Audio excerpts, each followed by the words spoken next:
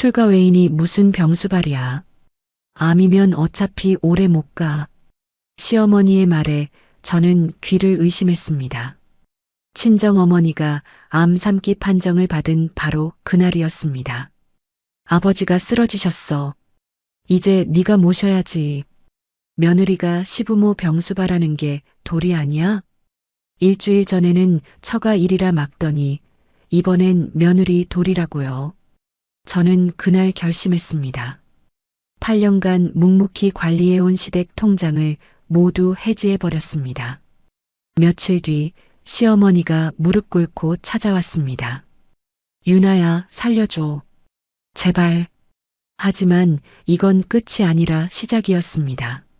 무너진 가족, 쓰러진 남편, 그리고 어머니의 마지막 순간까지 한 며느리의 처절한 싸움이 지금 시작됩니다. 오늘의 사연 시작하기 전에 구독과 좋아요 눌러주시면 집안에 행운이 가득하실 거예요. 병원 복도의 흰 불빛 아래에서 저는 진단서를 받아들었습니다. 유방암 3기. 그 글자들이 눈앞에서 흐릿하게 번졌습니다. 다리에 힘이 풀려 그 자리에 주저앉았습니다. 따님, 괜찮으세요? 간호사가 제 어깨를 흔들었지만 저는 대답할 수가 없었습니다. 떨리는 손으로 휴대폰을 꺼내 남편 태호에게 전화를 걸었습니다. 여보, 나야. 엄마가 암이래. 3기야. 뭐? 진짜야? 당분간 친정에서 간병해야 할 것 같아. 태호가 잠시 말이 없었습니다. 수화기 너머로 한숨 소리가 들렸습니다. 알았어. 일단 엄마한테는 내가 말할게. 전화를 끊자마자 시어머니에게서 연락이 왔습니다. 태호가 벌써 말한 모양이었습니다. 야, 유나야. 너 지금 제정신이냐? 안사돈이 암이라며? 네, 어머니. 3기라고 하네요. 에이구, 3기면 그거 다 퍼진 거 아니야? 야, 솔직히 말해서 암이라는 게 돈은 돈대로 들고 사람은 사람대로 고생만 하다가 결국 가는 병 아니냐? 그런데 네가 거길 가서 뭘 어쩌겠다고. 우리 태호 금쪽 같은 내 아들 건강 버리면서까지 네가 처가 일에 매달릴 이유가 뭐가 있어? 저는 귀를 의심했습니다. 지금 뭐라고 한 거지? 숨을 한번 크게 들이쉬고 대답했습니다. 어머니, 그래도 제 하나뿐인 엄마잖아요. 제가 가야죠, 야. 너 잊었어? 너 우리 집으로 시집 올 때 내가 뭐라 그랬니? 내 오빠 있잖아. 집안 기둥인 아들이지 애미 수발을 들어야지. 왜 이미 남의 집 귀신이 된 딸년이 나서서 설쳐? 넌 이제 이 집 사람이야, 알겠니? 시어머니의 목소리는 단호했습니다. 저는 더 이상 대꾸하지 않고 전화를 끊었습니다. 그날 저녁 시댁에 짐을 챙기러 들렀습니다. 거실에 시어머니와 태호가 나란히 앉아 있었습니다. 유나야, 앉아봐. 시어머니가 소파를 가리켰습니다. 저는 마주 앉으며 태호를 바라봤습니다. 태호는 고개를 숙인 채 저와 눈을 마주치지 않았습니다. 유나, 너 내 말 똑똑히 들어라. 태호는 처가 근처에도 얼씬 못하게 할 거다. 병문안? 꿈도 꾸지 마. 사위가 병원 들락거리다 병이라도 옮아오면 어쩔 거야? 우리 아들 몸 상하는 꼴 난 절대 못 본다. 어머니, 남편이 장모님 아프시다는데 병문안 가는 게 어떻게 문제가 돼요? 그게 사람 도리잖아요. 도리? 어디서 시어머니 눈을 똑바로 뜨고 대들어. 출가외인이야, 출가외인. 시집 온 여자가 친정일에 정신 팔려 있으면 이 집구석은 누가 돌보고 우리 아들 밥은 누가 차려주냐고. 너 당장 그 집 내려놓지 못해? 저는 태호를 똑바로 쳐다봤습니다. 제발 한마디만 해줘. 당신 엄마한테 한마디만 해줘. 하지만 태호는 입술만 달싹였을 뿐 아무 말도 하지 않았습니다. 고개를 더 깊이 숙였습니다. 가슴 한가운데가 서늘하게 식어갔습니다. 결혼하고 8년 동안 이 집을 위해 뭘 했나? 명절마다 새벽부터 일어나 제사 음식을 준비했습니다. 시아버지 생신 때마다 온 친척을 불러 상을 차렸습니다. 시누이 유학 경비도 제가 송금했습니다. 그런데 내 어머니가 아프니까 처가 일이라고요. 저 친정 갈게요. 저는 자리에서 일어났습니다. 태호가 뒤따라 나왔습니다. 유나, 잠깐만. 내 말 좀 들어봐. 뭔데? 할 말 있으면 해봐. 아유, 우리 엄마 성격 불같은 거. 당신이 하루 이틀 봐. 일단 며칠만 꾹 참고 있어봐. 내가 기회 봐서 잘 말씀드려 볼 테니까, 응? 김태호, 당신은 대체 뭐야? 내 남편이야? 아니면 당신 엄마 아들이야? 태호가 대답하지 못했습니다. 저는 돌아보지 않고 현관문을 나섰습니다. 차 안에서 핸들을 잡은 손이 떨렸습니다. 8년이라는 시간이 필름처럼 스쳐 지나갔습니다. 내가 이 집에서 대체 뭐였나? 가정부였나? 회계사였나? 아니면 그냥 밥하는 사람이었나? 친정집에 도착하니 어머니가 현관에서 기다리고 계셨습니다. 항암 치료 전이라 아직 머리카락이 그대로였지만 얼굴이 많이 야위셨습니다. 유나야, 왜 이 시간에 왔어? 엄마, 나 당분간 여기 있을게. 무슨 소리야? 시댁 눈치 보여서 어쩌려고. 어머니가 제 손을 밀어냈습니다. 그냥 가. 나 혼자 할 수 있어. 엄마, 나 이번엔 내 마음대로 할 거야. 저는 어머니의 여윈 손을 꽉 잡았습니다. 뼈마디가 손바닥에 그대로 느껴졌습니다. 그날 밤 저는 어머니 옆에 누워 천장을 바라봤습니다. 어릴 때 생각이 났습니다. 아버지 사업이 망한 뒤 어머니는 새벽 4시에 일어나 식당으로 출근하셨습니다. 오빠 대학 등록금, 제 대학 등록금 모두 그 손으로 벌어서 대주셨습니다. 어머니의 구부러진 등이 눈앞에 어른거렸습니다. 다음 날 오빠에게 전화를 걸었습니다. 오빠, 엄마 암이래. 나 당분간 여기 상주하면서 간병할 거니까 오빠는 주말마다 꼭 와줘. 아이고, 유나야. 어쩌냐? 내가 지금 회사 일이 너무 바빠서 정신이 하나도 없다. 애들 학원 픽업도 가야 하고 내 올케도 직장 다니느라 눈코 뜰 새 없잖아. 알았어. 최대한 시간 내서 가볼게. 네가 고생이 많다.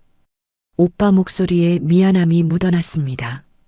맞벌이에 초등학생 2명을 키우는 오빠한테 매일 오라고 할 수도 없었습니다. 결국 제 몫이 더 커질 수밖에 없다는 걸 알았습니다. 친정에서 간병을 시작한 첫 주 시어머니에게서 매일 전화가 왔습니다. 야, 너 언제 들어올 거야? 태호가 지금 일주일째 아침도 못 얻어먹고 빈속으로 출근한다. 집골은 이게 뭐냐? 먼지가 폴폴 날리고 빨래가 산더미야. 네가 없으니까. 집구석이 아주 난장판이라고. 당장 안 튀어와? 저는 대답 대신 한숨만 삼켰습니다. 전화를 끊을 때마다 가슴이 무거웠습니다. 일주일째 되던 날 오후 시어머니에게서 다급한 전화가 왔습니다. 유나야. 큰일 났다. 야, 빨리 와. 내 시아버지가 쓰러졌어. 어떡하면 좋니? 네. 어머니, 정신 차리세요. 지금 어디신데요? 병원이다. 응급실. 빨리 와. 무조건 빨리. 저는 오빠에게 급히 연락해 어머니를 부탁하고 시댁 근처 병원으로 달려갔습니다. 응급실에 도착하니 시아버지가 침대에 누워 계셨습니다. 의외로 멀쩡해 보였습니다. 의사가 저를 불러 설명했습니다. 보호자 되시죠? 검사 결과 알츠하이머 치매로 보입니다. 진행 속도가 평균보다 빠른 급속 진행형이에요. 보호자의 지속적인 케어가 필수입니다. 치매. 그 단어가 머릿속을 맴돌았습니다. 시어머니가 의사 설명이 끝나기 무섭게 복도에 주저앉아 통곡했습니다. 아이고, 내 팔자야. 영감, 이게 무슨 소리야? 치매라니, 치매라니. 나보고 어떡하라고. 시아버지는 침대에서 두리번거리며 물었습니다. 내가 왜 여기 있어? 여기가 어디야? 같은 질문을 3번이나 반복하셨습니다. 병실 밖으로 나오자 시어머니가 제 팔을 꽉 붙잡았습니다. 유나야, 잘 들었지? 이제 네가 짐 싸들고 우리 집으로 들어와야겠다. 들어와서 내 시아버지 깍듯이 모셔라. 네. 어머니, 지금 무슨 말씀을 하시는 거예요? 무슨 말이긴. 며느리가 시부모 병수바라는 건 하늘이 정해준 도리 아니냐? 이건 당연한 거야. 토 달지 마. 어머니, 제 어머니도 지금 암투병 중이시라고 말씀드렸잖아요. 저도 제 엄마 지켜야 해요, 야. 그건 내 오빠가 알아서 할 일이라고 했지. 넌 출가 외인이야. 남의 집 사람이라고. 시집 온 여자가 시부모 모시는 게 뭐가 이상해서 눈을 부라려. 친정 엄마는 남이고 시아버지는 내 하늘이야. 알겠어? 출가 외인. 일주일 전에도 들었던 그 말이었습니다. 그때는 친정일에 매달리지 말라더니 이번엔 시댁일이니까 당연히 해야 한다고요. 저는 아무 대답도 하지 못했습니다. 허탈한 웃음만 나왔습니다. 그날 밤 시댁 화장실에서 소리 없이 울었습니다. 거울에 비친 제 얼굴이 낯설었습니다. 결국 저는 친정 어머니 간병을 오빠에게 맡기고 시댁으로 돌아왔습니다. 오빠는 전화로 미안하다는 말을 몇 번이나 했습니다. 형수가 퇴근하고 병원에 들을 테니까 너무 걱정하지 마. 그 말을 믿을 수밖에 없었습니다. 시댁에서의 간병은 지옥이었습니다. 시아버지는 매일 새벽 2, 3시만 되면 침대에서 일어나 집안을 돌아다녔습니다. 저는 그때마다 잠에서 깨어 시아버지를 부축해 방으로 모셨습니다. 하루에 서너 시간밖에 자지 못했습니다. 낮에는 시어머니의 지시에 따라 집안일을 했습니다. 밥 짓고 빨래하고 청소하고 시아버지 식사를 떠먹여드리고 제 몸이 10개라도 모자랄 지경이었습니다. 간병 1달 차 저는 시어머니 앞에 무릎을 꿇듯 앉아 부탁했습니다. 어머니, 저도 일주일에 하루만 친정에 다녀오면 안 될까요? 어머니가 항암 치료 중이시라서요. 시어머니가 텔레비전에서 눈을 떼지 않은 채 대답했습니다. 내 어머니는 아들이 있잖아. 왜 출가한 딸이 나서? 오빠도 회사 다니고 애들 키우느라 바빠요. 하루만요, 어머니. 안 돼. 아버지 누가 봐? 시어머니가 고개를 돌려 저를 똑바로 쳐다봤습니다. 그 눈빛은 단호했습니다. 그 무렵 고등학교 동창 모임 단체 채팅방에서 민정이 이름이 보였습니다. 10년 만이었습니다. 잠깐 시간을 내어 동네 카페에서 민정이를 만났습니다. 유나야, 너 얼굴이 왜 그래? 무슨 일 있어? 민정이가 제 손을 잡으며 물었습니다. 저는 시댁 얘기, 친정 얘기를 쏟아냈습니다. 민정이는 한참을 듣더니 물었습니다. 너 예전에 세무사 시험 준비했잖아. 왜 포기한 거야? 결혼하고 시댁 일이 많아서. 말끝을 흐렸습니다. 유나야, 내 인생은 내 거야. 너무 갈아넣지 마. 민정이의 말이 가슴에 박혔습니다. 집으로 돌아오는 길에 그 말이 계속 머릿속을 맴돌았습니다. 그날 밤 태호에게 말했습니다. 여보, 당신 어머니 설득 좀 해줘. 일주일에 하루만이라도 친정 다녀올 수 있게. 태호가 소파에 앉은 채 한숨을 쉬었습니다. 엄마 성격 알잖아. 좀 참아. 내가 천천히 말해볼게. 천천히? 내가 언제까지 참아? 나도 힘들어, 유나. 회사에서도 일이 많고. 그럼 당신은 뭐야? 남편이야, 아들이야? 저도 모르게 소리를 질렀습니다. 태호가 벌떡 일어났습니다. 내가 뭘 어쩌란 말이야. 나도 힘들다고. 결혼 8년 만에 처음으로 목소리를 높여 싸웠습니다. 태호는 거실 소파로 나가버렸고 저는 안방에서 혼자 천장을 바라봤습니다. 새벽 3시 시아버지의 배회가 시작됐습니다. 저는 또다시 잠을 포기하고 복도를 서성이는 시아버지를 부축했습니다. 이렇게 내 인생이 소진되어 가는구나. 눈물이 났지만 소리내어 울 수도 없었습니다. 간병 6주차 어느 날 시어머니가 느닷없이 저를 불렀습니다. 유나야, 이번 달 용돈이 왜 안 들어왔어? 자동이체 날짜가 주말이랑 겹쳐서 밀렸나 봐요. 확인해 볼게요. 저는 그렇게 얼버무렸습니다. 하지만 사실 그때 이미 마음속으로 어떤 결심을 굳히고 있었습니다. 매일 밤 시아버지가 잠든 후 저는 노트북을 꺼내 8년간의 시댁 재정 내역을 정리했습니다. 시어머니 월 용돈 80만 원, 시아버지 골프 회원권 유지비, 명절 제사 비용, 시누이 미선이 미국 유학 시절 송금 대행, 모두 제가 관리해 왔습니다. 통장 명의를 확인했습니다. 생활비 통장과 비상금 통장은 제 명의였습니다. 결혼 초에 시어머니가 네가 젊으니까 은행 일 좀 봐라라며 제게 넘긴 것이었습니다. 시어머니 용돈 통장은 시어머니 명의였지만 체크카드와 인터넷 뱅킹 OTP는 모두 제가 보관하고 있었습니다. 그 무렵 친정 오빠에게서 전화가 왔습니다. 유나야, 엄마 항암 부작용이 심해서 입원했어. 내 사정 아는데 하루만이라도 와줬으면 좋겠다. 오빠 목소리에 조심스러움이 묻어났습니다. 저는 시어머니에게 사정했습니다. 어머니, 친정어머니가 입원하셨대요. 하루만 다녀올게요. 안 돼. 아버지 누가 봐? 하루도 안 돼. 시어머니가 단호하게 잘라 말했습니다. 저는 생애 처음으로 시어머니 허락 없이 집을 나섰습니다. 친정병원에 도착하니 어머니가 병상에 누워 계셨습니다. 항암 부작용으로 머리카락이 빠지고 얼굴이 누렇게 떴습니다. 엄마. 저는 어머니 침대 옆에 무릎을 꿇었습니다. 제가 죄인입니다, 엄마. 속으로 몇 번이나 되뇌었습니다. 3시간 뒤 시댁으로 돌아왔습니다. 현관문을 열자 시어머니가 팔짱을 끼고 서 있었습니다. 어디 갔다 와? 친정이요. 내가 안 된다고 했잖아. 시어머니의 눈빛이 싸늘했습니다.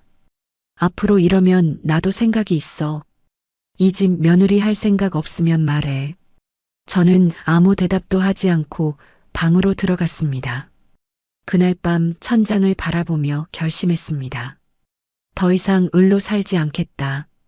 8년간 묵묵히 관리해온 유일한 무기를 사용하겠다. 다음 날 아침 식사 자리. 시어머니와 태호가 밥을 먹고 있는 식탁 앞에 섰습니다. 드릴 말씀이 있어요.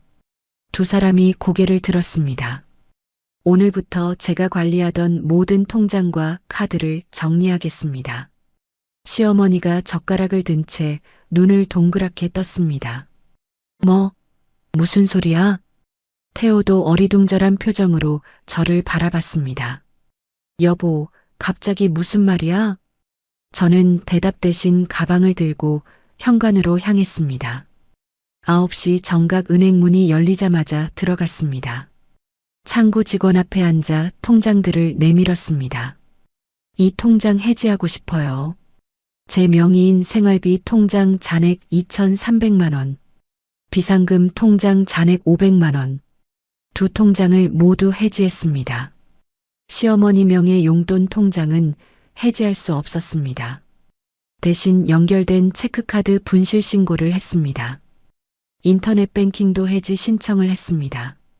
그리고 시댁 공과금, 아파트 관리비, 시아버지 보험료, 제 명의 통장에서 나가던 자동이체 12건을 모두 중단시켰습니다. 휴대폰이 쉴 새 없이 울렸습니다. 시어머니였습니다. 저는 전화를 받지 않았습니다. 대신 문자 한 통을 보냈습니다. 제 어머니 간병에는 처가 일이라며 막으시고 시아버지 간병은 며느리 도리라 하셨죠. 저도 이제 제 도리가 뭔지 다시 생각해 보겠습니다. 문자를 보내고 휴대폰을 가방에 넣었습니다. 손이 떨렸습니다. 하지만 가슴 한편이 후련했습니다. 통장을 해지한 지 5일이 지났습니다. 시댁 현관문이 예고 없이 열렸습니다. 캐리어를 끌고 들어온 사람은 신우이 미선이었습니다. 올케, 도대체 무슨 일이야? 미선이가 현관에 서서 저를 찾았습니다. 서울에서 대기업 마케팅팀 과장으로 일하는 미선이가 급히 연차를 내고 내려온 모양이었습니다. 저는 거실로 미선이를 안내했습니다. 소파에 마주 앉아 미선이가 물었습니다. 엄마한테 연락 받았어. 올케가 집안 돈을 들고 튀었다고, 아버지 간병도 내팽개쳤다고. 그렇게 말씀하셨어요? 응. 그래서 휴가 내고 내려온 거야. 무슨 일인지 올케 입으로 직접 듣고 싶어서. 저는 한숨을 내쉬었습니다. 그리고 8년간의 일들을 처음으로 털어놓았습니다. 한 달 전 친정어머니 병문안을 막았던 일. 시아버지 간병은 당연히 며느리 몫이라던 이중잣대. 매일 새벽 2~3시간밖에 못 자며 배회하는 시아버지를 돌본 일.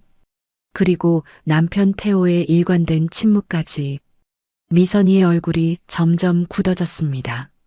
엄마가 정말 그랬어? 올케 친정어머니가 암 3기라며? 네. 그런데 병문안도 못 가게 했다고? 저는 고개를 끄덕였습니다.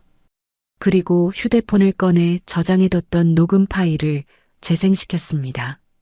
출가 외인이 무슨 병수발이야. 암이면 어차피 오래 못 가. 시어머니의 목소리가 휴대폰 스피커로 흘러나왔습니다. 미선이가 눈을 질끈 감았습니다. 나도 몰랐어. 서울에서 내 인생만 살았지. 이 집에서 무슨 일이 있었는지 전혀. 미선이가 고개를 숙였습니다. 그때 안방에서 시어머니가 나왔습니다. 거실에 앉아있는 미선이를 보더니 얼굴이 환해졌습니다. 미선아, 왔어? 왔으면 너라도 이 집 며느리 좀 말려라. 이 여자가 집안을 거덜내려고 해. 시어머니가 저를 가리키며 소리쳤습니다. 미선이가 천천히 일어섰습니다. 엄마, 나 방금 녹음 들었어. 엄마가 올케한테 한 말들. 시어머니의 얼굴이 굳었습니다. 뭐? 무슨 녹음? 출가 외인이 무슨 병수발이냐. 암이면 어차피 오래 못 간다. 그 말. 그게. 시어머니가 말을 더듬었습니다. 미선아, 너까지 왜 이래? 피가 뭔지도 몰라. 시어머니가 목소리를 높였습니다. 엄마, 올케 친정어머니가 암 3기야. 그런데 병문안도 못 가게 했어? 그건 시아버지가 아프니까 어쩔 수 없었잖아. 시어머니와 미선이의 목소리가 점점 커졌습니다. 고성이 거실을 가득 채웠습니다. 그때 안방 문이 열리며 시아버지가 나오셨습니다. 두리번거리며 우리를 바라봤습니다. 왜 이렇게 시끄러워? 누구야, 너희들? 시아버지가 아내와 딸을 알아보지 못했습니다. 모두가 일순간 말을 멈췄습니다. 저는 시아버지를 부축해 방으로 모셨습니다. 침대에 눕혀드리고 이불을 덮어드렸습니다. 여기가 어디야? 나 집에 가야 하는데. 아버지, 여기가 집이에요. 주무세요. 시아버지가 눈을 감았습니다. 저는 조심스럽게 방문을 닫고 거실로 돌아왔습니다. 거실에는 시어머니, 미선이, 그리고 회사에서 급히 퇴근한 태호까지 모여 있었습니다. 미선이가 제안했습니다. 다 앉아. 제대로 얘기 좀 하자. 네 사람이 마주 앉았습니다. 팽팽한 긴장감이 거실을 가득 채웠습니다. 시어머니가 먼저 입을 열었습니다. 내가 뭘 그렇게 잘못했냐? 며느리가 시부모 모시는 게 예로부터 당연한 일 아니야? 저는 시어머니를 똑바로 바라봤습니다. 그럼 제 어머니 간병은 왜 막으셨어요? 왜 그건 처가 일이고 이건 도리예요? 시어머니가 입술만 달싹였습니다. 대답하지 못했습니다. 태호가 끼어들었습니다. 엄마, 솔직히 말해서 엄마가 좀 심했어. 시어머니가 아들을 쳐다봤습니다. 눈이 휘둥그레졌습니다. 태호야, 너까지 왜 이래? 유나 말이 맞아. 처가 일은 안 되고 시댁 일은 당연하다. 그게 말이 돼? 시어머니의 얼굴이 붉어졌습니다. 입술이 파르르 떨렸습니다. 그때 시어머니가 갑자기 얼굴을 두 손으로 감쌌습니다. 어깨가 들썩였습니다. 울음이 터진 것이었습니다. 나도 시어머니한테 그렇게 당했어. 40년 전에. 거실이 조용해졌습니다. 모두가 시어머니를 바라봤습니다. 시집와서 1년 됐을 때 친정아버지가 돌아가셨어. 장례식에 가려고 했더니 시어머니가 막았어. 시어머니가 손으로 눈물을 훔치며 말을 이었습니다. 출가 외인이 무슨 상 주냐. 내 자리는 이 집 부엌이다. 그 말 듣고 친정아버지 장례식에 못 갔어. 영정 사진도 못 봤어. 저는 숨을 삼켰습니다. 40년 동안 그 한이 가슴에 맺혀 있었어. 풀 데가 없었어. 시어머니가 고개를 떨궜습니다. 저는 복잡한 감정에 휩싸였습니다. 시어머니도 피해자였구나. 하지만 어머니, 그렇다고 그 상처를 저한테 대물림하는 게 맞아요? 어머니도 당하셨으면서 왜 저한테 똑같이 하세요? 시어머니가 고개를 들었습니다. 눈이 마주쳤습니다. 시어머니가 대답하지 못했습니다. 무거운 침묵이 흘렀습니다. 그때 제 휴대폰이 울렸습니다. 친정 오빠였습니다. 전화를 받자 다급한 목소리가 들렸습니다. 유나야, 엄마가 위독해. 산소 포화도가 70m로 떨어졌어. 지금 당장 와야 해. 가슴이 철렁 내려앉았습니다. 오빠, 지금 가. 저는 전화를 끊고 벌떡 일어났습니다. 친정어머니가 위독하대요. 저 가봐야 해요. 가족회의고 뭐고 다 내려놓고 현관으로 달려갔습니다. 신발을 신는 손이 떨렸습니다. 택시를 잡아 타고 병원 이름을 말했습니다. 빨리 가주세요. 제발이요. 택시 창밖으로 풍경이 빠르게 지나갔습니다. 흔들리는 시야로 불빛들을 바라보며 기도했습니다. 제발 늦지 않게 해달라고. 어머니 곁에서 마지막을 함께하게 해달라고.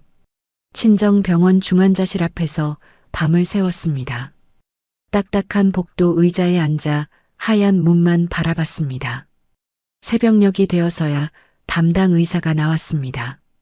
보호자분이시죠? 고비는 넘겼습니다. 정말요? 폐에 물이 찼던 건데 배액 후 안정됐어요. 하지만 앞으로 2주간 집중 관찰이 필요합니다. 저는 그 자리에 주저앉았습니다. 눈물이 쏟아졌습니다. 살았다. 어머니가 살았다. 그때 대기실 문이 열렸습니다. 고개를 들어보니 미선이가 서 있었습니다. 손에 편의점 비닐봉지를 들고 있었습니다. 옳게 밤새 아무것도 못 먹었지? 일단 이것부터 먹어. 미선이가 제 옆에 앉아 따뜻한 커피와 삼각김밥을 건넸습니다. 미선 씨, 여긴 어떻게 해? 오빠 설득하느라 한참 걸렸어. 엄마는 내가 며칠 붙잡아 둘 테니까 올케는 여기서 친정어머니 곁에 있어. 저는 미선이를 바라봤습니다. 8년 동안 명절에나 얼굴 보던 시누이였습니다. 서먹하기만 했던 사이였습니다. 그런데 지금 이 사람이 새벽에 친정병원까지 찾아온 것이었습니다. 고마워요, 미선 씨. 고맙긴. 내가 그동안 너무 모른 척했어.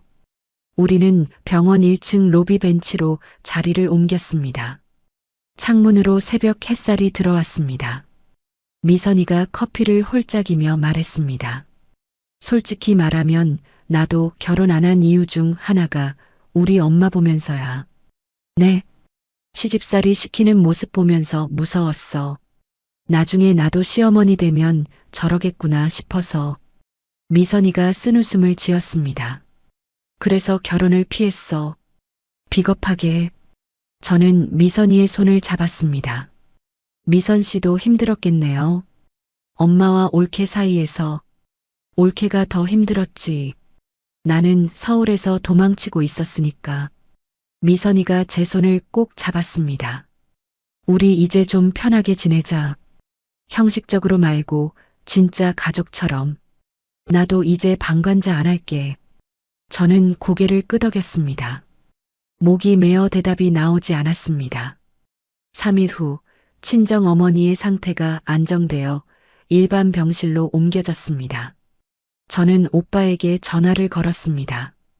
오빠, 나 며칠 더 있다가 시댁 가볼게. 주중 간병 부탁해. 알았어. 형수가 퇴근하고 들를 테니까 걱정 마. 오빠 목소리에 미안함이 묻어났습니다. 저는 미선이와 함께 시댁으로 향했습니다. 현관문을 열자 시어머니가 서 계셨습니다. 며칠간 잠을 못 주무신 흔적이 역력했습니다. 눈 밑에 다크서클이 짙게 내려앉아 있었습니다. 왔냐? 시어머니가 어색하게 말씀하셨습니다. 미선이가 귓속말로 설명해 줬습니다. 제가 없는 며칠간 시어머니가 혼자 치매 시아버지를 돌보셨다고 했습니다. 새벽 배회를 감당하고 기저귀를 갈고 밥을 떠먹여 드리면서 간병의 무게를 온몸으로 느끼셨다고 했습니다. 시어머니가 저를 바라봤습니다. 유나야, 내 어머니, 내가 네가 얼마나 힘들었는지 이제야 알겠다. 시어머니가 고개를 숙이며 말씀하셨습니다.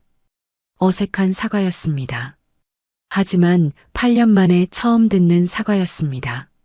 저는 쉽게 마음이 풀리지 않았습니다. 그래도 미선이의 권유로 거실에 앉았습니다. 앞으로 어떻게 할 건지 감정 말고 현실적으로 얘기해보자. 미선이가 노트북을 꺼내 검색한 자료를 보여줬습니다. 아버지는 국민건강보험공단에 장기요양 등급 신청을 하자.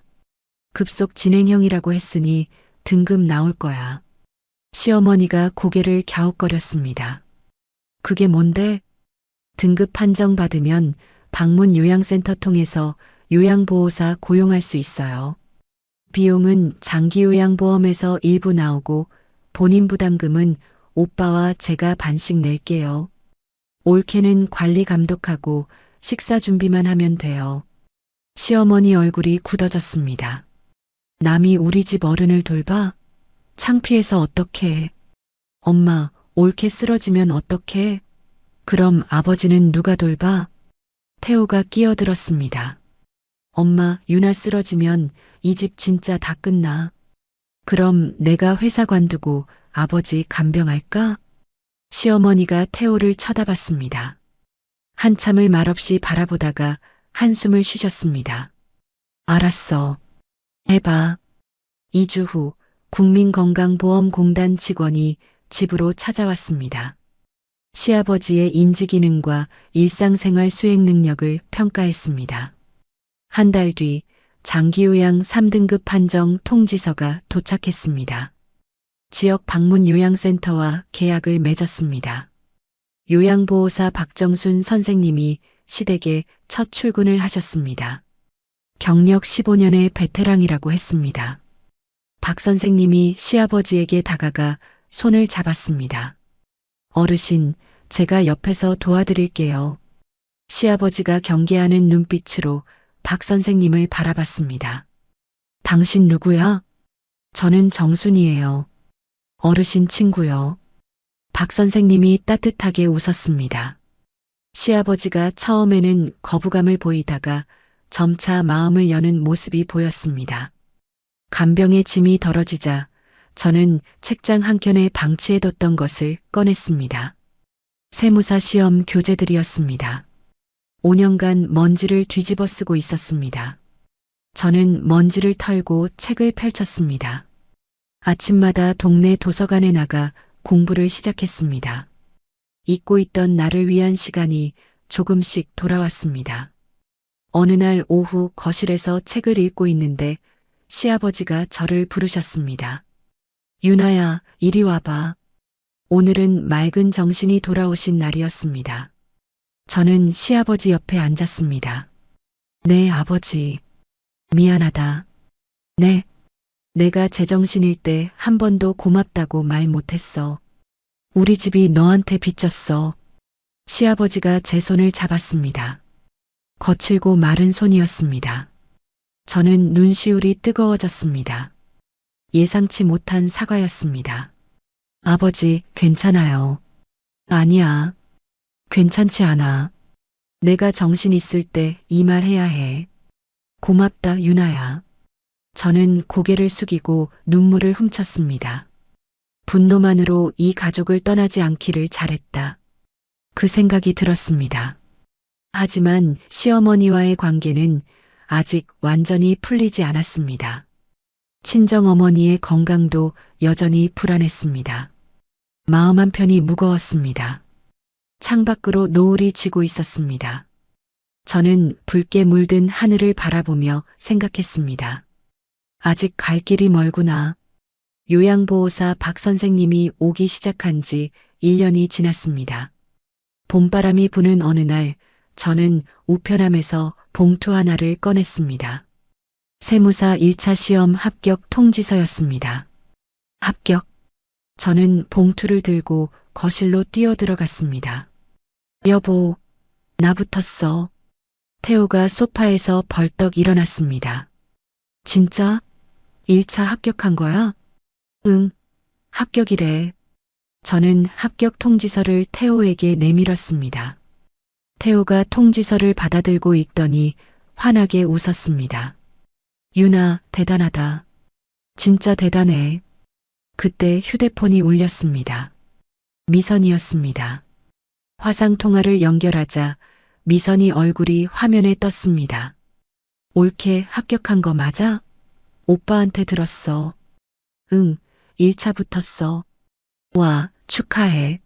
진짜 고생했다. 미선이가 화면 너머로 박수를 쳤습니다. 시어머니가 부엌에서 나오셨습니다. 무슨 일인가 싶은 표정이었습니다. 뭔 일이야, 왜 이렇게 시끄러워? 어머니, 저 세무사 1차 시험 붙었어요. 시어머니가 저를 바라봤습니다. 잠시 침묵이 흘렀습니다. 그래, 잘했네. 고생했다. 어색한 축하였습니다.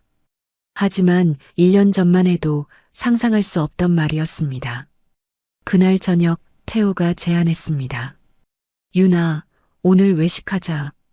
결혼하고 처음으로 제대로 축하해주고 싶어. 우리는 연애 시절 자주 가던 동네 이탈리안 레스토랑으로 갔습니다. 오랜만에 단둘이 마주 앉았습니다. 태호가 와인을 따르며 말했습니다. 1년 전 생각하면 아찔하다.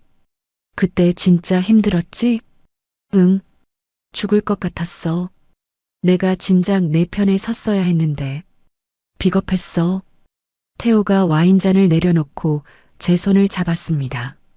엄마 눈치 보느라 네가 얼마나 힘든지 못 봤어. 미안해. 저는 태호의 손을 꼭 잡았습니다. 가슴 한편에 응어리졌던 것이 조금 풀리는 느낌이었습니다. 늦었지만 지금이라도 알아서 다행이야. 우리 다시 시작하자. 응. 사랑해, 유나. 나도 사랑해. 결혼 후 정말 오랜만에 서로의 눈을 마주보며 그 말을 했습니다. 주말에 친정병원을 찾았습니다. 어머니는 마지막 항암 사이클을 마치고 퇴원을 앞두고 계셨습니다. 저는 어머니 손을 잡고 병원 정원을 천천히 산책했습니다. 엄마, 나 세무사 1차 붙었어. 그래, 우리 딸 대단하네. 어머니가 제 손을 꼭 잡았습니다. 이제 저 걱정 안 하셔도 돼요, 엄마. 어머니가 봄 햇살 아래에서 제 얼굴을 찬찬히 들여다보셨습니다. 내 표정이 1년 전과 달라졌네. 그때는 죽은 사람 같더니 이제야 우리 딸 얼굴이다. 엄마가 나아지셔서 그래요. 저는 어머니 팔짱을 꼈습니다. 따뜻한 봄바람이 불어왔습니다. 시댁에서도 작은 변화들이 일어났습니다. 시어머니가 박 선생님에게 먼저 인사를 건네기 시작했습니다. 오늘도 수고하세요. 늘 신세 많이 집니다. 가끔은 저에게도 말을 붙이셨습니다. 밥 먹었냐? 공부하느라 힘들지?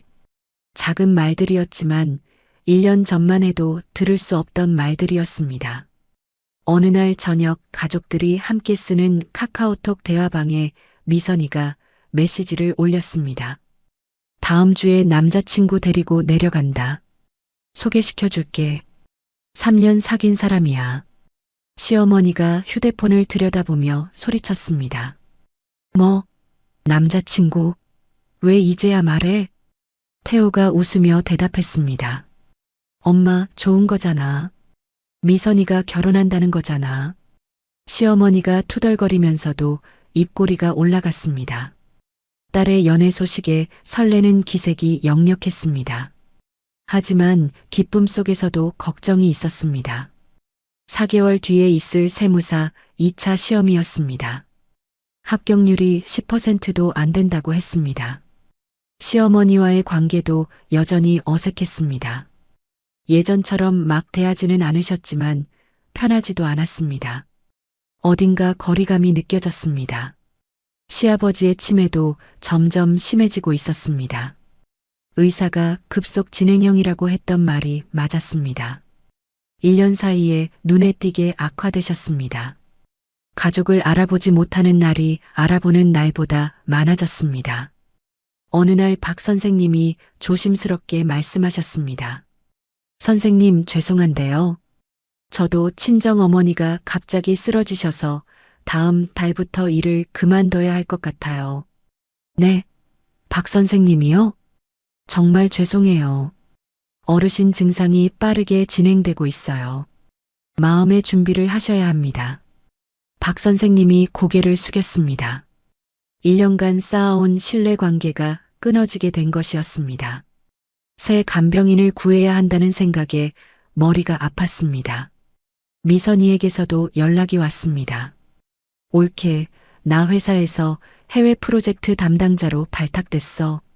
3개월은 해외 출장이 잦을 것 같아. 당분간 내려가기 힘들 것 같아서 미안해. 1년간 간신히 맞춰놓은 역할 분담에 균열이 생기기 시작했습니다. 그래도 저는 생각했습니다. 오늘 하루만큼은 이 소소한 행복을 누리자. 시험 교재를 펼쳤습니다. 그날 밤 침대에 누워 천장을 바라봤습니다. 앞으로 무슨 일이 생기더라도 이제는 혼자가 아니다. 태호가 있고 미선이가 있다. 어쩌면 시어머니도 내 편이 되어줄 수 있다. 그렇게 생각하며 눈을 감았습니다. 하지만 인생은 쉽게 안도를 허락하지 않았습니다. 불과 2주 뒤 새벽 4시에 전화벨이 울렸습니다. 새벽 4시 전화벨 소리에 눈을 떴습니다. 화면에 친정 오빠 이름이 떠 있었습니다. 오빠, 무슨 일이야? 유나야, 엄마가 또 쓰러지셨어. 뭐? 정기검진 받으러 갔다가 검사 결과 나왔는데 암이 폐로 전이됐대. 손에서 힘이 빠졌습니다. 휴대폰을 놓칠 뻔했습니다. 오빠, 지금 가. 저는 옷을 주섬주섬 챙겨 입고 병원으로 달려갔습니다. 종양내과 전문의가 저와 오빠를 불러 앉혔습니다. 폐 전이가 확인되었습니다. 2가지 선택지가 있어요. 의사가 차분하게 설명했습니다. 적극적 항암 치료를 하면 생존 기간을 늘릴 수 있습니다. 하지만 부작용이 심합니다. 완화 치료를 선택하시면 남은 시간을 편하게 보내실 수 있습니다. 저는 오빠를 바라봤습니다. 오빠도 저를 바라봤습니다. 우리는 아무 말도 하지 못했습니다. 보호자분들이 상의해서 결정해 주세요. 의사가 자리를 떴습니다. 저와 오빠는 병원 복도 벤치에 주저앉았습니다. 오빠 어떡해? 나도 모르겠어, 유나야. 중환자실 면회 시간이 되었습니다. 저는 떨리는 다리를 이끌고 안으로 들어갔습니다.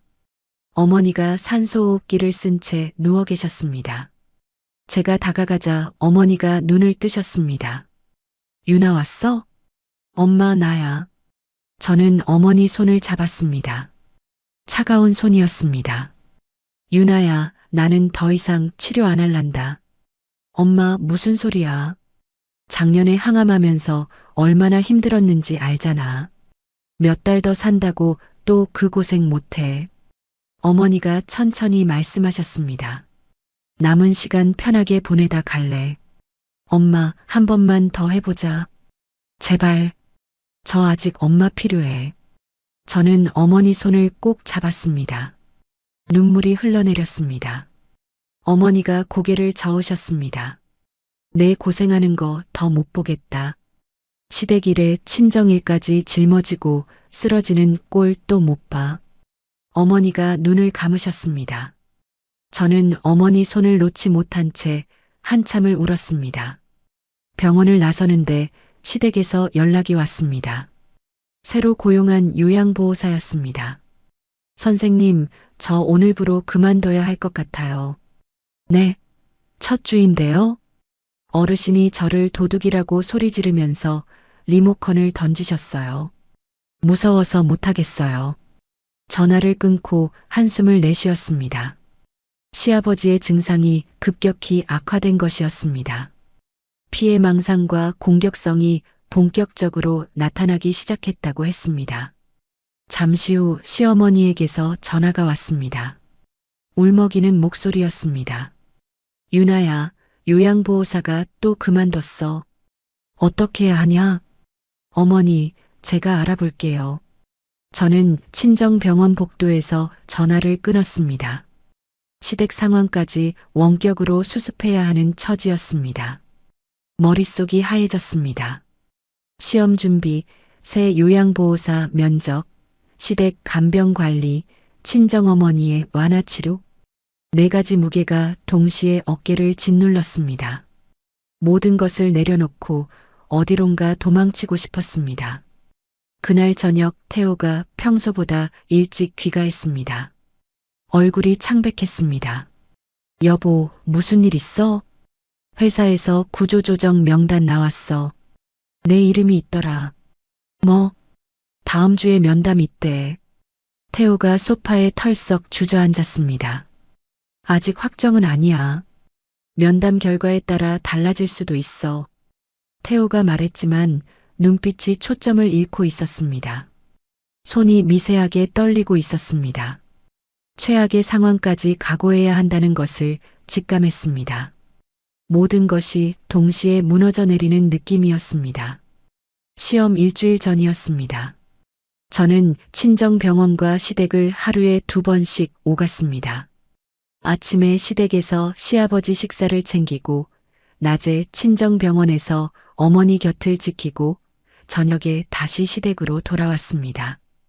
어느 날 저녁 시댁 현관에 도착했습니다. 열쇠를 꺼내려는데 갑자기 숨을 쉴 수가 없었습니다. 가슴을 움켜쥐었습니다. 심장이 터질 것 같았습니다. 눈앞이 깜깜해졌습니다. 정신을 차리니 응급실 침대 위였습니다. 천장의 흰 불빛이 눈을 찔렀습니다. 깨어나셨네요. 의사가 제 얼굴을 들여다봤습니다. 극심한 스트레스와 만성적인 수면 부족으로 인한 공황 발작입니다. 심장에는 이상 없지만 최소 2주간은 절대 안정이 필요합니다. 2주요? 스트레스 원인을 줄이지 않으면 재발할 수 있습니다. 병상 옆에 태호와 미선이가 서 있었습니다. 두 사람 다 눈물을 글썽이고 있었습니다. 미선이가 제 손을 잡았습니다. 언니, 이제 그만 내려놓아. 혼자 다 할 수 없어. 우리가 있잖아. 저는 천장을 바라봤습니다. 다 할 수 없다. 처음으로 그것을 인정했습니다. 미선아, 나 올해 2차 시험 포기할게. 내년에 다시 볼게. 그래, 언니.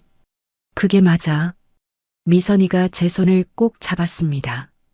그날 밤 휠체어를 탄 친정어머니가 제 병실로 찾아오셨습니다. 같은 병원 내 이동을 요청하신 것이었습니다. 어머니가 제 얼굴을 보자마자 눈물을 흘리셨습니다. 유나야, 엄마 때문에 네가 이렇게 됐어. 엄마 아니야. 엄마 때문에 쓰러지면 엄마는 죽어서도 눈 못 감아. 어머니가 제 손을 꼭 잡았습니다. 마르고 거친 손이었습니다. 저는 어머니 손을 잡은 채 창밖을 바라봤습니다. 밤하늘에 별이 떠 있었습니다. 모든 걸 다 잘할 필요는 없어. 완벽한 며느리, 완벽한 딸, 완벽한 아내가 아니어도 괜찮아. 지금 내가 할 수 있는 것만 하자. 처음으로 스스로를 용서하기로 했습니다. 퇴원 후 저는 시댁 거실에 가족들을 모았습니다. 시어머니, 태호, 그리고 서울에서 내려온 미선이가 소파에 앉았습니다. 드릴 말씀이 있어요. 세 사람이 저를 바라봤습니다. 이제부터는 제 건강이 먼저입니다. 모든 걸 다 하겠다는 생각은 버리겠습니다. 시어머니가 입을 열려다 말았습니다. 대신 우리 모두 역할을 나눠서 짊어져야 해요. 저 혼자는 안 돼요. 태호가 고개를 끄덕였습니다. 알았어. 내가 더 할게. 오빠, 회사는 어떻게 됐어? 미선이가 물었습니다. 면담 결과 나왔어. 해고는 면했는데 무급휴직 3개월 후에 복귀하기로 했어. 다행이다. 미선이가 안도의 한숨을 내쉬었습니다. 태호가 제 손을 잡았습니다. 휴직 기간 동안 아버지 간병에 더 참여할게. 이제 유나 혼자 안 맡겨. 미선이도 말했습니다. 나도 해외 프로젝트 일단락됐어. 연차랑 무급휴가 합쳐서 2주 시간 냈어. 미선이가 노트북을 꺼냈습니다. 오빠, 이건 우리 집안일이야. 올케한테만 맡겨놓고 우리가 빠지면 안 돼. 이번에 확실히 시스템 다시 잡자. 미선이가 여러 요양원을 직접 방문하고 비교한 자료를 보여줬습니다. 아버지 상태가 이 정도면 집에서 모시기 한계야. 요양원 입소를 진지하게 고려해야 해. 시어머니 얼굴이 굳어졌습니다. 남편을 요양원에 보내? 그게 사람이 할 짓이야? 엄마, 올케 또 쓰러지면 어떡해? 오빠도 회사 문제 있고. 그래도 요양원은. 시어머니가 고개를 저었습니다. 며칠 뒤 새벽이었습니다. 시아버지가 현관 비밀번호를 풀고 집 밖으로 나가셨습니다. 시어머니가 새벽에 일어나 보니 시아버지가 없었습니다. 여보, 여보 어디 있어? 시어머니의 비명소리에 온 집안이 깨어났습니다. 경찰에 신고했습니다. 2시간 만에 2km 떨어진 공원에서 시아버지를 찾았습니다. 잠옷바람에 슬리퍼를 신고 벤치에 앉아 계셨습니다. 여기가 어디야? 집에 가야 하는데. 시아버지가 중얼거렸습니다. 시어머니가 시아버지를 끌어안고 울었습니다. 그날 저녁 시어머니가 거실에 앉아 한참을 말이 없었습니다. 그러다 입을 열었습니다. 내가 더 이상 혼자 못 지키겠다. 시어머니가 고개를 떨궜습니다. 요양원 알아봐라. 미선이와 태호가 요양원을 알아봤습니다. 집에서 차로 30분 거리에 평판 좋은 곳을 찾았습니다. 입소수속을 밟았습니다. 시아버지를 요양원에 모시는 날이었습니다. 시어머니가 요양원 침대에 누운 시아버지의 손을 잡았습니다. 여보, 미안해. 시어머니 목소리가 떨렸습니다. 내가 더 이상 혼자 못 해주겠어. 대신 매일 올게. 용서해. 시아버지가 시어머니를 바라봤습니다. 알아보는 건지 아닌지 알 수 없었습니다. 하지만 시어머니의 손을 꽉 잡았습니다. 본능적으로 잡은 것 같았습니다. 저는 병실 문 밖에서 그 모습을 지켜봤습니다.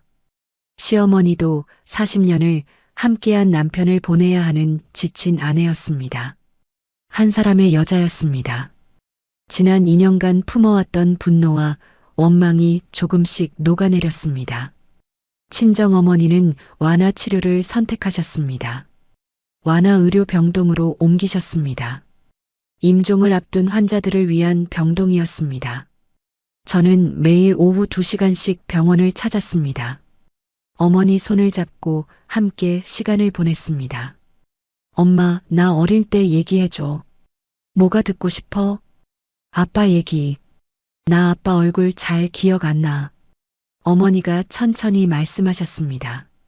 아버지가 사업 망하기 전에 얼마나 다정한 사람이었는지, 주말마다 저와 오빠를 데리고 놀이공원에 갔던 얘기, 어머니의 목소리를 하나라도 더 기억에 담으려 했습니다.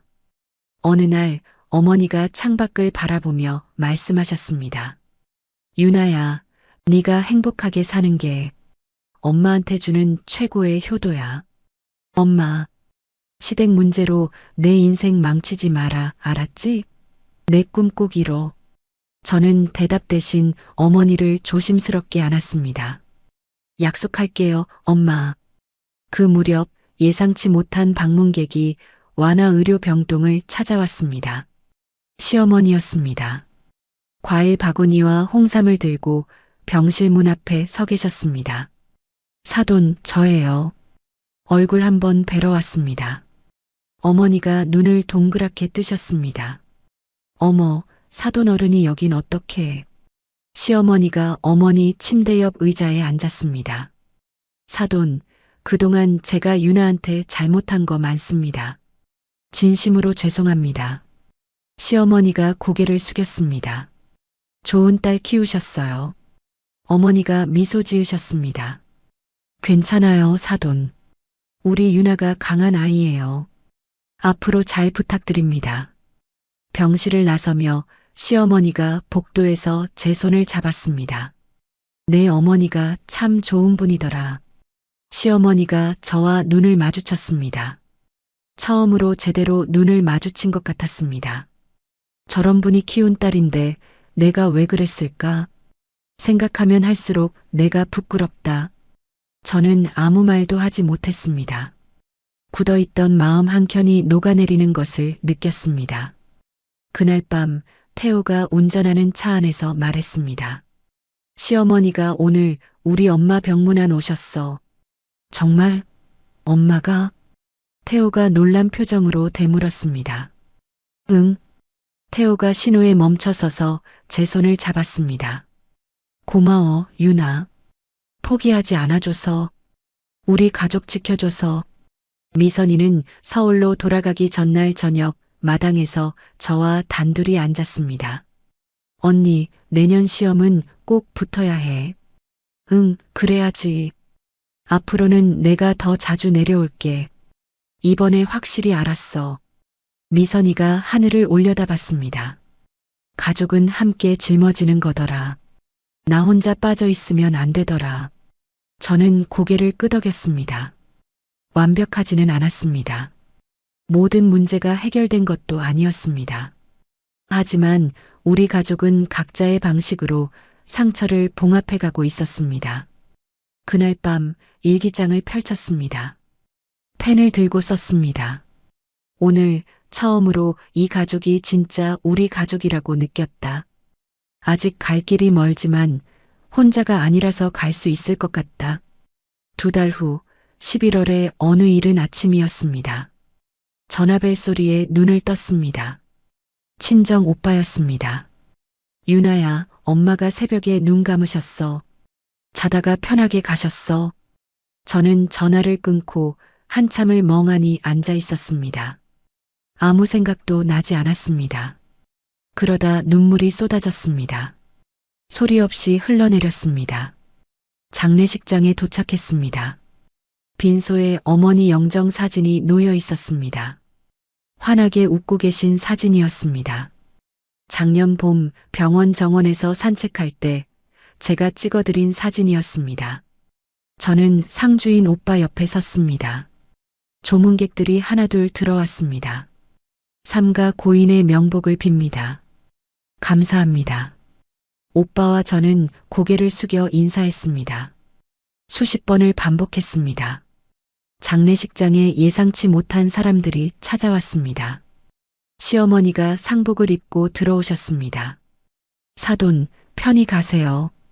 시어머니가 영정 앞에 절을 올렸습니다. 그리고 3일 내내 자리를 지키며 조문객 접대를 도왔습니다. 미선이도 서울에서 급히 내려왔습니다. 제 옆에 서서 손을 잡아줬습니다. 언니, 내가 옆에 있을게. 고마워, 미선아. 요양원에서 시아버지도 오셨습니다. 미선이가 요양원 측과 미리 협의해서 특별 외출 허가를 받았습니다. 미선이가 전담 동행인이 되어 모시고 왔습니다.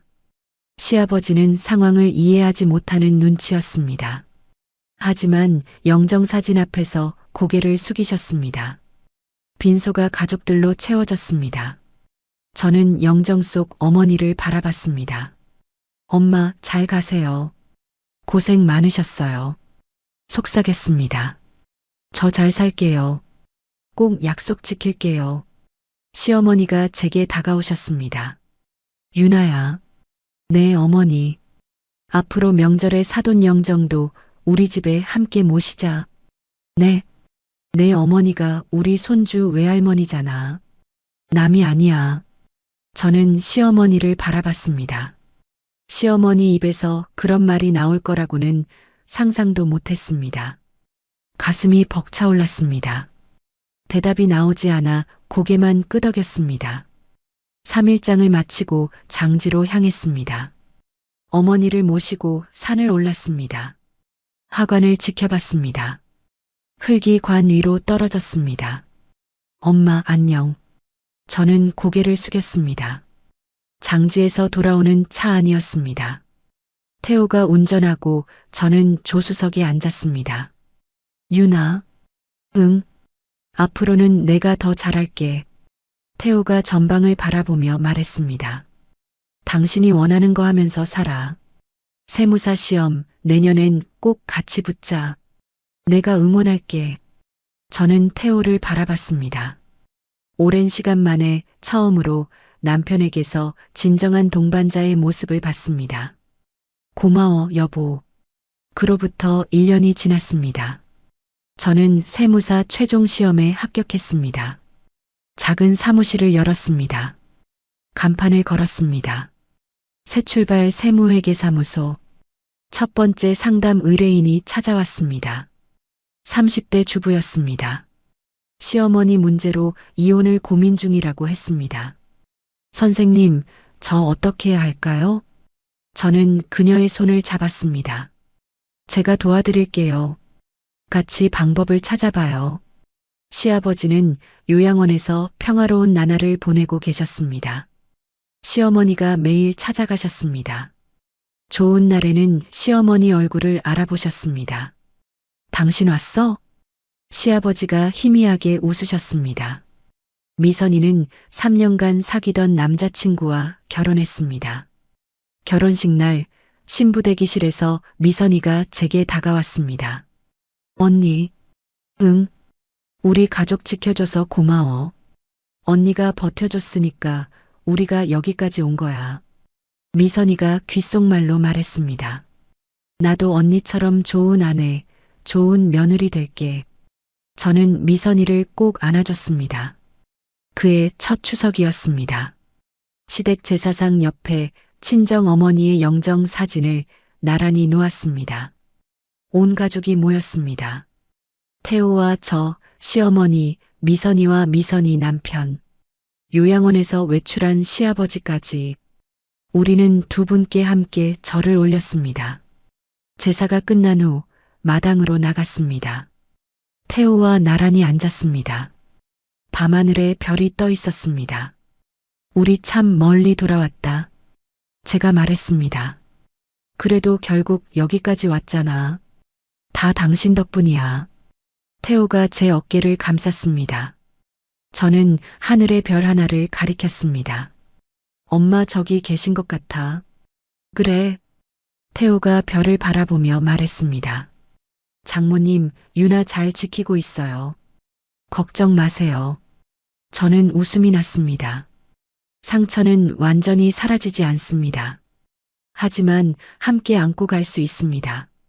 가족은 피로만 맺어지는 게 아닙니다. 서로를 붙들려는 의지로 만들어지는 것입니다. 집 안으로 들어가며 현관을 바라봤습니다. 새로 걸어둔 가족 사진이 있었습니다. 작년 미선이 결혼식에서 찍은 사진이었습니다. 처음으로 다 함께 환하게 웃고 있는 얼굴들. 그 옆에 친정 어머니의 웃는 사진을 나란히 걸어뒀습니다. 거실에서 가족들의 웃음소리가 들렸습니다. 그릇 부딪히는 소리도 들렸습니다. 저는 속으로 되뇌었습니다. 엄마, 나 이제 행복해요. 약속 지켰죠? 그리고 거실로 들어갔습니다. 오늘도 내일도 모레도 이 사람들과 함께 웃고 울며 살아가겠다고 다짐하며 혹시 지금 홀로 짐을 짊어지고 계신 분이 있다면 이 말씀을 드리고 싶습니다. 혼자 다 하려고 하지 마세요. 완벽한 며느리, 완벽한 딸, 완벽한 아내가 아니어도 괜찮습니다. 당신의 인생은 당신 것이니까요.